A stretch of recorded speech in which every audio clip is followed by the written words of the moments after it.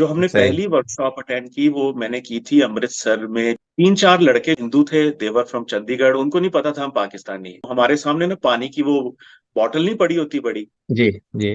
वो पड़ी थी। तो वो हंसता खेलता मजाक करता वो लड़का आया, उसने हमारे आगे से पानी की बोतल पकड़ी। तो हम्म कहता है भाईजान कित्थों हो तुसी? हम्म। मैंने फौरन कहा लाहौर से। कहता है आर यू मोहम्मदन, मतलब आप मुसलमान हैं? मैं क्या, अच्छा। हाँ जी मुसलमान है। उसने पानी हाँ। की बोतल इधर वापस रख दी। ऐसे लगा कि उसने नफरत हम्म, से वापस जी रख दिया। जी जी जी। लेकिन एक महीना मैं उसे ऑब्जर्व करता रहा, वो मुझे ऑब्जर्व करता रहा। वेरी लास्ट डे वो मेरे पास आया, दीपक था उसका नाम। कहता है ठीक है। फुरकान भाई आपसे एक बात करनी है। मैं क्या जी बोलें। हम्म।